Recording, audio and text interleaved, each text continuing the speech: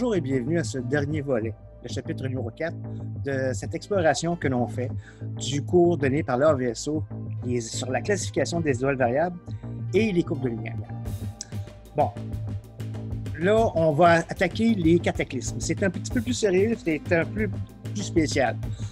Aussi important, c'est qu'on a toujours regardé le ciel, vous, moi, comme tout le monde. On regarde le ciel, on voit la Voie lactée. On se dit comment c'est beau, comment c'est calme, comment c'est reposant. Ben là, on va savoir que c'est pas vrai pantoute. Puis, on commence par une révision de ce qu'on a appris au chapitre numéro 3. Et on vient. Dans le chapitre numéro 3, on a regardé et révisé les variables pulsantes, principalement les céphéides classiques et les variantes comme les W Virginis, les RV Tau, les Delta Scuti, le type Mira, très important, et les semi-régulières. Du côté des éruptives, ben, on parle des YSO, les étoiles toutes jeunes, toutes frivoles, les Thétauries, les Fu Orionis, les Exor, les Uxor, le type UV, un peu comme on avait parlé au premier chapitre, les Gamakas, les Doradus, les R Corona Borealis.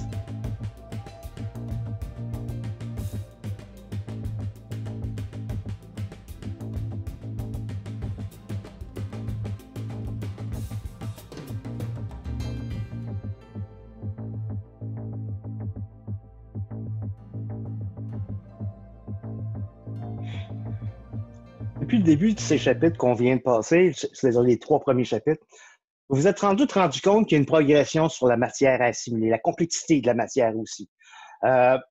Si on recule au chapitre numéro 2, les binaires, on est encore là. Vous vous rappelez, les étoiles binaires, c'était 2 étoiles qui sont prises dans un engrenage gravitationnel et qui tournent l'une autour de l'autre selon les distances, selon les masses. Il y a des conséquences, il y a des courbes de lumière différentes, il y a plein de choses. Quand on parle des cataclysmiques, on est encore sur les binaires. Mais vous vous rappelez aussi le paradoxe d'Algol, où 2 étoiles qui naissent en même temps, parce que les étoiles aussi naissent souvent en grappes. Pas nécessairement tout le temps, mais souvent. S'ils sont pris ensemble et qu'ils sont dans une relation gravitationnelle, une va gagner la bataille gravitationnelle et va vieillir plus vite que l'autre. S'ils sont plus proches, il va y avoir un échange de matière. Donc, une va de grossir au départ de l'autre et vice-versa. Donc, il y a plein de facteurs qui font que les étoiles vieillissent et changent. Comportement, âge, etc. Concernant la formation des binaires, le 3 décembre 2018, un article a paru dans physique.org qui disait justement que la plupart des étoiles avec la masse du Soleil et un peu plus ont souvent une compagne, sinon plusieurs compagnes. Donc, il y a des recherches. Pour aller plus loin, je vous invite à aller voir le lien que j'ai placé en bas. C'est vraiment, vraiment intéressant. On arrive maintenant au moment où on fait la différence entre les binaires et les cataclysmiques. On a les binaires comme Mira, par exemple. C'est un bel exemple, Mira. Pourquoi qu'elle n'explose pas en cataclysmique? Pour qu'il ne se passe rien, elle fait juste pulser, elle bouge et elle varie de façon radiale à tous les 400 jours, je crois. D'accord? Mais il n'y a rien. Ce n'est pas une cataclysmique. Pourquoi? Pourtant, c'est une binaire comme les cataclysmiques. Il y a un échange de matière entre une naine blanche et une géante rouge. Pareil, encore une fois. Par contre, ce qui est particulier avec Mira, c'est sa perte de masse. Elle a une perte de masse énorme. On la voit souvent sur les images. Elle a une traînée ou une queue qui peut atteindre 13 années-lumière. On parle alors d'une perte de masse de 13 à la moins 6 masses solaires par année. C'est énorme. Et c'est en même temps ce qui lui évite l'explosion en supernova. Les cataclysmiques, eux autres, essaient de signer. On a encore une masse, on a encore une naine blanche et une naine rouge. La naine blanche accrète de la matière de la naine rouge et ça remplit le robe de roche. Le robe de roche, oui, c'est ça, exactement. Maintenant, plus ça remplit, l'hydrogène est en combustion, donc elle transforme de l'hélium toujours. Et l'espace devient contigu, la pression monte, la chaleur monte à 100 millions de degrés. Vous vous rappelez les branches asymptotiques des naines rouges où il y avait un flash d'hélium parce que l'hélium rentrait en combustion? Ben, c'est exactement ça. L'hélium à 100 millions de degrés part en combustion Et voilà notre flash d'hélium. Et c'est le outburst de SS Cygni et des autres cataclysmiques. Et ça recommence, tout simplement parce qu'il reste encore de la matière. La laine blanche accrète toujours de la matière et le cycle il recommence et ça dure depuis des millions d'années. À la base, les étoiles cataclysmiques ont 4 éléments. On a la donneuse, qui était une étoile dans la séquence principale. On a la receveuse, qui, elle, est soit une naine blanche, un élément, un trou noir même. C'est un élément dont la gravité est plus supérieure à la donneuse. Donc, elle peut attirer la matière et elle attire vers elle, mais sans s'impliquer. C'est la différence entre l'engagement et l'implication. Recevant la matière de la donneuse, elle crée un disque d'agression et le point de contact du flux et du disque d'agression, c'est le point chaud, le hotspot. Je me souviens de Lord Nelson, le docteur Lord Nelson, qui était professeur d'astronomie et responsable de l'observatoire de l'Université Bishop, qui me disait souvent dans ses recherches qu'il étudiait justement ce type d'étoiles et qui, selon les éléments, il était fasciné car parfois c'était l'étoile principale qui était le plus lumineux, parfois c'était la naine blanche, mais parfois c'était carrément le point chaud qui illuminait l'étoile.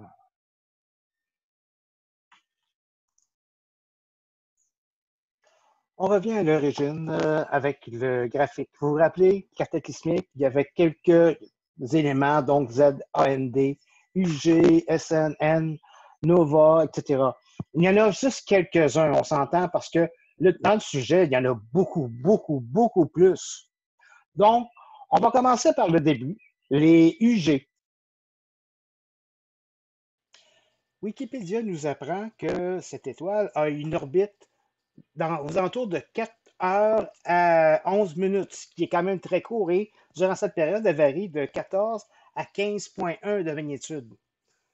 Par contre, à peu près aux 100 jours, elle explose. Et durant l'explosion, l'étoile peut monter jusqu'à 9 de magnitude. On dit que c'est à peu près 100 jours, mais en réalité, c'est entre 62 et 257 jours, selon encore Wikipédia. U du Gémeaux est le premier type d'étoile de Novanen qu'on va étudier. C'est le principal d'ailleurs, car il se divise en plusieurs parties selon les amplitudes, les formes, les périodes. Vous allez voir que on rentre dans les cataclysmiques. Écoutez, c'est un zoo, c'est vraiment un zoo, vous allez voir. Donc, l'étoile type des Novanen, c'est U Gemini, U des Gémeaux. Mais c'est similaire à SS du Cygne. C'est des semi-régulières qui ont des outbursts. Des outbursts, on parle des explosions, des flashs d'hélium entre 60 et 200 quelques jours. Donc, c'est des semi-régulières qui reviennent depuis très longtemps. Le premier sous-groupe, UGSU, comme SU Ursa Majoris. Encore là, le principe est similaire, sauf que les explosions, les outbursts sont plus longs et plus brillants. D'accord? Mais en plus, c'est qu'il y a une modulation supplémentaire dans la courbe de lumière. Les super maxima ou outbursts, qui lui est provoqué par la précession du disque d'agression. Les surcharges apparaissent dans la courbe de lumière sous forme de modulation avec une période légèrement plus longue, de quelques pourcentages que la période orbitale normale. Des étoiles de type ZCAM, ça, c'est un type d'étoile qui a fait couler beaucoup d'encre. Il y a eu beaucoup de recherches sur cette étoile. Elle est vraiment fascinante. Elle est très active et elle varie de 2 à 6 de magnitude durant quelques jours. Puis, tout à coup, tout arrête et elle devient très stable. C'est suite à un outburst. Le temps que la matière re-remplit son lac de roche pour recommencer à bouger et à osciller quelques semaines, quelques jours, quelques mois après. On parle de 1000 jours, mais ça varie beaucoup. Donc, c'est une étoile vraiment à suivre. Il reste encore beaucoup de travail pour vraiment bien la comprendre, je crois.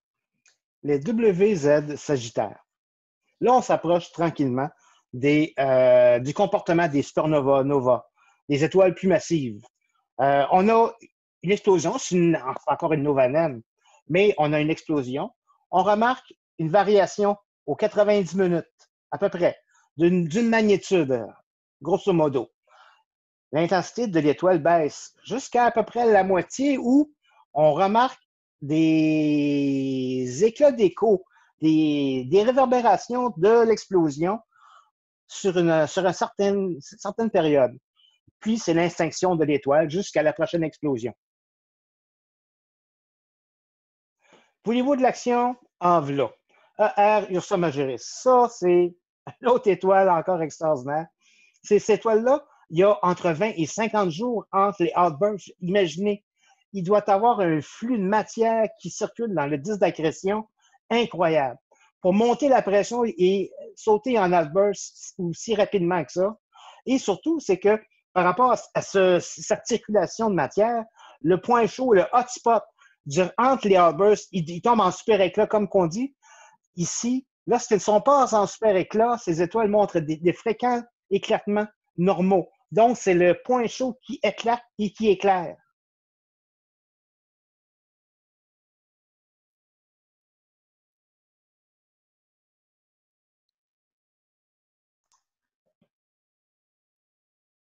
Maintenant qu'on comprend un peu mieux le principe des novas, des cataclysmiques, en réalité, par les novannes qu'on a regardés, on comprend le flux de matière de ce qui est majoritairement de l'hydrogène, qui est en fusion, donc qui transfère en hélium, l'hélium qui augmente et qui remplit le lobe de roche, tout en augmentant la pression, tout en augmentant la chaleur, et qu'à 100 millions de degrés, bon, ben, le flash arrive. C'est l'explosion. Il y a aussi l'hydrogène qui reste quand même, parce que dans les spectres des novas, on voit souvent de l'hydrogène. Donc, l'hydrogène n'a pas complètement tout été transféré. Il y a un jeu de pression là-dedans aussi. On comprend tout ça et on comprend aussi que les novas, ben, c'est la même chose, sauf qu'on parle d'étoiles beaucoup plus massives, beaucoup plus grosses, des périodes orbitales qui peuvent aller jusqu'à 230 jours et plus. Donc, ça se traduit par des explosions qui peuvent être comme une bombe atomique, ou plutôt une bombe à l'hydrogène. Par contre, cette bombe-là peut avoir la masse de 30 terres. Tout ça, ça veut dire qu'une fois la température atteint ou la pression atteint aussi, ben, c'est l'explosion. On s'entend, c'est le outburst. À partir de là, il y a une coquille qui se forme autour du globe de roche, du disque d'accrétion, et tout ça, ça explose. Et ça peut rayonner à plus de 100 000 luminosités solaires. On sait que le Soleil est à une magnitude de moins 26. Imaginez un peu qu'est-ce que ça peut être. L'expansion vers l'extérieur roule à 3000 km/s. Finalement, c'est que on voit presque une nébuleuse, une nouvelle nébuleuse si on regarde. On a la chance de regarder par le télescope. La plupart des novas vont avoir seulement une explosion dans leur vie. C'est la naine blanche qui détermine tout à peu près. Autant la gravité, par rapport à sa masse, par rapport à sa gravité, elle va déterminer le taux d'agression, la vitesse, la quantité, la grosseur du lobe de roche. Ça limite aussi. Donc, une naine blanche qui aurait une masse de 0,6 masse solaire pourrait avoir des éruptions aux 5 millions d'années. Par contre, une naine blanche qui aurait une masse de 1,3 masse solaire aurait des éruptions aux 30 000 ans. Les divers types de novas sont classés par leur déclin. On va s'entendre que les novas rapides, donc, suivant l'explosion, ils perdent 3 magnitudes dans les 100 premiers jours. Les novas lentes, on parle de 3 magnitudes encore, mais dans les 150 jours. Pour les novas très lentes, là, il faut faire attention, car oui, effectivement, ça existe, mais il y a aussi des supergéantes et des géantes rouges qui peuvent être confondues avec ça. Parfois, c'est des variables semi-régulières et même des variables Mira. Ils peuvent être même aussi confondus avec des nébuleuses planétaires en cours de formation. Donc, il faut aller voir les spectres, il faut aller voir un petit peu plus. Comme exemple, j'ai pris la nova qui a explosé dans la constellation du Dauphin en 2013. En réalité, c'est arrivé en août et déjà, on regarde le graphique. En novembre 2013, elle avait déjà plafonné à 11,5 de magnitude. Et depuis ce temps, elle baisse tout doucement. Aujourd'hui, elle est un peu plus qu'à 16. Les novas ont aussi leur mouton noir, leur type d'étoile qui agit un peu en contraire. C'est ça, vraiment le zoo des cataclysmiques. C'est des nova-light. Donc, c'est des étoiles dont la naine blanche est tellement grosse et tellement chaude que le taux de transfert est très fort. Donc, ils ont un taux de transfert supérieur à une certaine limite et que leur disque d'agression est très stable. Et que ce qui rentre est presque entièrement ionisé par la limite extérieure. Donc, à ce niveau-là, il n'y a pas d'explosion comme telle et ça continue. À la place, il y a des arrêts, comme si l'étoile disparaît, elle brille presque plus et ça recommence un moment donné. Et pour terminer avec les novas, on a aussi les entre-deux, si que je pourrais dire. On a parlé des novas naines qui ont des taux d'explosion très rapides. On a parlé des novas qui peuvent aller avoir des explosions une fois dans leur vie selon leur masse et leur activité.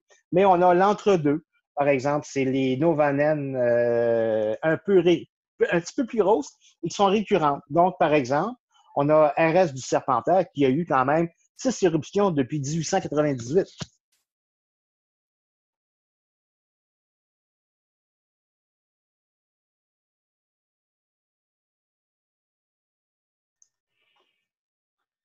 On en a parlé tantôt, les novas. Les novas, les naines blanches sont indemnes après les explosions. Pourquoi? Par leur champ magnétique, elles créent un espace entre le disque d'accrétion et eux-mêmes. Donc, ça laisse un espace sécuritaire lors des explosions. Quand on arrive par contre à une naine blanche qui est tellement puissante point de vue magnétisme qu'elle empêche même la création d'un disque d'agression. Ben, là, on tombe dans un autre type. C'est les types polaires. Donc, c'est assez spécial. Un bel exemple, c'est AM de Hercule. Son champ magnétique est très fort et ça se traduit sur les courbes de lumière par des hauts et des bas qui sont constants.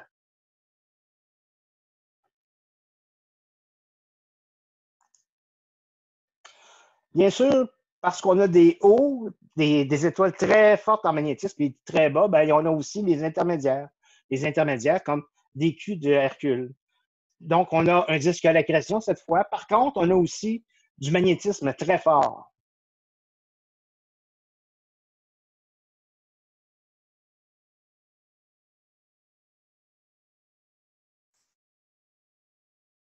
Un autre cas vraiment intéressant, surtout en spectro, celle-ci est vraiment particulière. Z Andromède. C'est une symbiotique. Qu'est-ce que c'est? Ben, les symbiotiques, c'est des binaires proches constitués d'une étoile chaude et d'une étoile de type tardif. Quand on dit tardif, c'est du type K à plus bas, donc plus froid que notre Soleil. Ce que ça fait, c'est qu'il y a un rayonnement de matière qui se forme autour de l'étoile, comme pas un disque d'agression, mais un nuage. Donc, même en spectro, on voit l'arrêt de H-alpha et parfois de l'hélium qui est en émission au lieu d'être en absorption. Selon certaines études, les étoiles de Z Andromède sont divisées en deux classes. La première classe, c'est un peu comme les binaires qu'on a étudiés. C'est que c'est une géante rouge ou supergéante, accompagnée d'une naine blanche ou d'une étoile à neutrons dégénérée. Bon, mais la deuxième classe, c'est intéressant, c'est qu'on a vu des étoiles symbiotiques, encore là des binaires, avec une naine rouge ou une supergéante, mais un écrateur de la séquence principale. Donc, on vient de changer un peu de calibre encore une fois. Dans les deux cas, la courbe de lumière peut s'afficher comme des épisodes de longues périodes de repos, couplés de quelques éclats de type nova. À titre d'exemple, ben voici un spectre que j'ai pris en 2019 de EG Andromède. On reconnaît tout de suite la courbe particulière des étoiles de type M. Et dans le cas ici, c'est une M2. Par contre, on remarque la ligne de H-alpha qui est en émission ici. Pour mieux visualiser à quoi peut ressembler une symbiotique, on va prendre par exemple Agédra. Agédra, ben, c'est une étoile de type K3 pour la température, suivie de 3 chiffres romains pour dire que c'est une géante. Ensuite, il y a les lettres EP pour les raies particulières et WD pour dire que sa compagne, c'est une White Dwarf, c'est une naine blanche. Si on accélère le temps maintenant, on voit immédiatement que l'étoile expulse de la matière. Et cette matière, ben, c'est de l'hydrogène. Donc, c'est donc ça dans les spectres qu'on voit dans les raies d'hydrogène qui est à 656,3 nanomètres. Ce qui est intéressant aussi, c'est qu'au niveau du suivi, cette étoile elle peut être intéressante parce que la matière change et varie et témoigne de l'activité de l'étoile.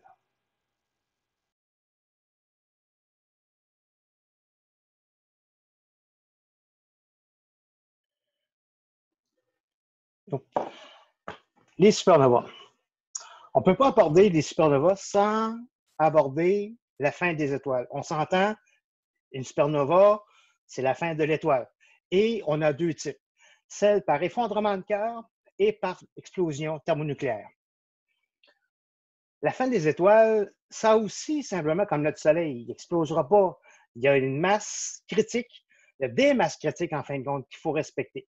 Bon, si on prend notre Soleil, on sait que notre Soleil, avec la masse qu'il a, une masse solaire, bien sûr, euh, lors du déséquilibre, parce que la vie d'une étoile est basée sur l'équilibre. C'est le cœur, son cœur de l'étoile qui est en réaction, qui est en fusion, qui transforme l'hydrogène en hélium, pousse vers l'extérieur, alors que la masse de l'étoile pousse vers l'intérieur. Donc, c'est l'équilibre durant toute sa vie dans la séquence principale. C'est la base de la séquence principale d'ailleurs.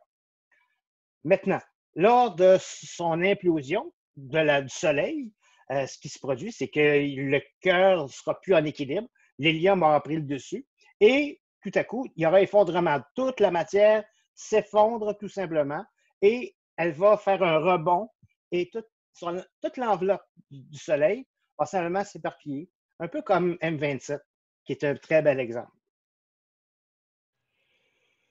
Voici en clair ce qui se produit. On sait que les étoiles vont passer le plus clair de leur temps dans la séquence principale où ils vont fusionner leur hydrogène en hélium. Maintenant, lorsqu'il reste à peu près 10 d'hydrogène encore à fusionner, à partir de ce moment-là, l'étoile se contracte et la température monte. En montant, la température qui monte permet la fusion de l'hélium en carbone. Et ça monte toujours. Et à partir de là, du carbone va aller en néon, en magnésium, en oxygène, de l'oxygène en silicium et finalement, le dernier stade, c'est le fer, le noyau de fer qui va ensuite arriver. Après ça, l'étape suivante, ben, c'est la supernova de type 2. Voilà. Dans le cas de notre Soleil, ben, ça ira pas à la supernova. Notre Soleil est trop petit. Vers la fin de sa vie, le cœur d'hélium, qui est la résultante de la fusion de l'hydrogène, s'effondrera simplement sur lui-même. Sa température va augmenter jusqu'à repousser les couches extérieures et le Soleil va devenir une géante rouge. Selon une étude publiée en 2008, on parle que sa température va baisser à 3000 degrés Kelvin et son rayon va dépasser plus de 170 millions de kilomètres. Donc, on parle de 240 fois son volume actuel. Il atteindra presque l'orbite de Mars, à moins que les planètes soient repoussées. Cela dépendra de la masse perdue par la géante rouge. Pendant ce temps-là, le cœur d'hélium se réchauffe et à 100 millions de degrés, ben, c'est le flot d'hélium, comme un peu les novas. Dans ces conditions-là, l'hélium pourrait commencer à forger même du carbone, mais la masse du Soleil ne sera pas suffisante pour atteindre les 600 millions de degrés au centre du noyau pour amorcer la migration vers le carbone. Finalement, ben, c'est la gravité qui va l'emporter et tout ce qui restera, c'est une naine blanche extrêmement dense et extrêmement chaude. On parle de 30 degrés Kelvin. Pendant ce temps-là, ben, toutes les couches qui constituaient notre Soleil vont se diluer dans l'espace. Un bel exemple, c'est M27 que je parlais plus tôt. C'est un bel exemple. Bon, dans le cas d'une étoile qui aurait 8 masses solaires et plus, on s'entend que cette fois, par rapport à sa masse, elle peut fusionner et suivre le processus qu'on a parlé tantôt. Donc, elle va se rendre jusqu'à la supergéante rouge, puis arriver au noyau de fer, c'est la supernova, et le vestige apparaît après de supernova. Ce qui arrive pour la naine blanche, ben, selon sa masse, et encore une fois, elle peut devenir une étoile à neutrons ou un trou noir. Bon, il faut dire ici que les naines blanches ne peuvent exister à une masse supérieure à 1,44 masses solaires. C'est physique. Dépasser ça, ça devient soit un pulsar, soit une étoile à neutrons, soit un trou noir. Et là, il y a une autre limite qui embarque, c'est celle de Tolman, Oppenheimer, Volkov. Faites vos recherches, ça vaut la peine. Dans le cas de Messier 1, par exemple, le cœur qui devait être une naine blanche est devenu un pulsar. Pour ce qui est de la supernova la plus impressionnante et la plus populaire, je dirais même la plus recherchée presque, la supernova de type 1A. C'est vraiment par explosion thermonucléaire. C'est le même principe encore, c'est la naine blanche qui a une masse supérieure à 1,44.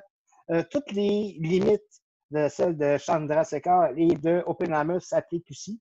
Par contre, c'est comme si tu te promènes avec, ou tu exploses avec un pack-sac rempli de TNT en arrière.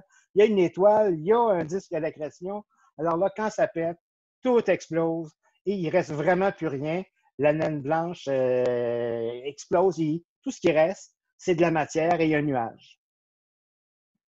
Dans son classement, au départ, le type 1 et le type 2. Le type 1 n'a pas d'hydrogène. Le type 2 a de l'hydrogène. Déjà, c'est un classement. Si en plus, dans le spectre de l'étoile, on trouve une quantité notable d'hélium, on parle alors d'un type 1B. Et si la quantité est faible en hélium, on parle d'un type 1C. Pour le type 2 qui a de l'hydrogène, si on voit que l'hélium domine sur l'hydrogène, on parle d'un type 2B. Et si l'hydrogène domine sur l'hélium, on parle d'un type 2 normal. Encore là, il y a deux classes aussi pour ce type normal. C'est que lors de la descente, donc au fil du temps, on prend en photo la supernova et on mesure sa photométrie. Et selon sa courbe, on va pouvoir voir si la lumière décroît linéairement, donc elle va être de type 2L. Ici, elle marque un plateau qui reste longtemps et une décroissance très lente. Elle aura alors le titre de type 2P pour le plateau. Ce qui est important de se rappeler, c'est que concernant le classement des supernovas, les types 1 n'ont pas d'hydrogène. Les types 2 en ont. Pour ce qui est des supernovas de type 1B et 1C, on sait qu'ils n'ont pas de silicium dans leur spectre, ils n'ont pas d'hydrogène non plus.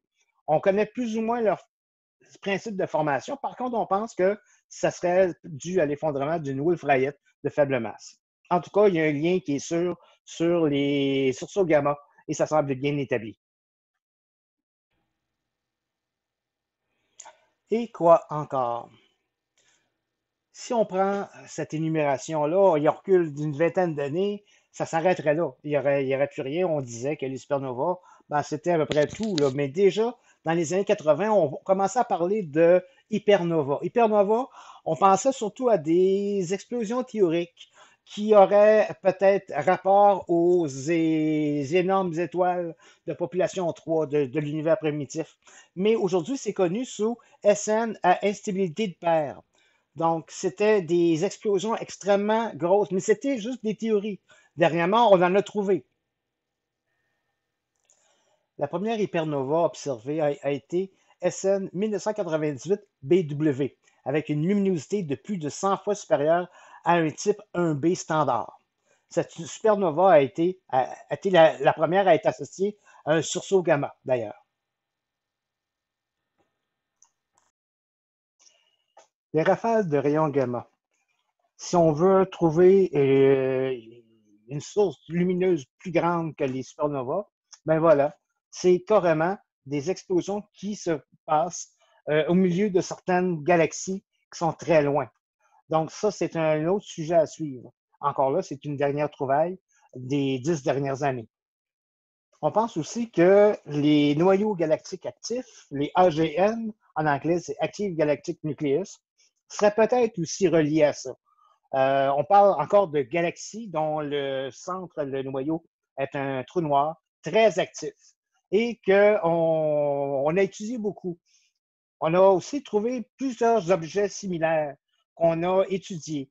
Puis, pour se rendre compte que finalement, le blazar, qu'on pensait être un élément, ben, c'est la même chose. C'est un AGN, mais vu de haut. Un quasar, même chose encore une fois, sauf qu'on s'est rendu compte qu'on est à 45 degrés au-dessus qu'on a nommé aussi un Cerfet 1, et le Cerfet 2 ou Radio Galaxy, ben, c'est la même AGN, mais vue de côté. Une autre bizarrerie, mais qui illustre bien toute la complexité des supernovas, les magnétars. Les magnétars sont des étoiles à neutrons disposant d'un champ magnétique extrêmement intense, qui émet des radiations électromagnétiques de haute énergie, comme des rayons X et des rayons gamma. On estime qu'une supernova sur 10 000 donne naissance à un magnétar, plutôt qu'à une autre étoile à neutrons ou à un pulsar. Les prérequis sont une rotation rapide et un champ magnétique intense avant l'explosion. On pense même que tout se joue dans les 10 premières secondes de la nouvelle vie de l'étoile de neutrons. Ceci me fait à cette série. J'espère que vous avez aimé autant que moi j'ai adoré. J'ai beaucoup appris, j'ai beaucoup étudié. J'ai essayé d'apporter du nouveau matériel, de mettre ça en synthèse le plus simplement possible afin que vous ne voyez plus les étoiles de la même façon comme moi. Depuis janvier 2020 que je travaille sur ce projet et je me rends compte qu'à tous les mois, il y avait quelque chose de nouveau. Il y avait quelque chose à apporter, des mystères qui ont été résolus, mais qui amenaient d'autres questions. Ça finit plus, c'est astronomique. Ce qui a été dit est dit, mais ça ne veut pas dire que ça va être encore à date dans quelques semaines. C'est ça la science, c'est ça la beauté de la science, c'est toujours en évolution et ça bouge tout le temps. On se revoit peut-être en novembre pour le prochain cours. D'ici là, portez-vous bien. Merci d'avoir été là et à bientôt.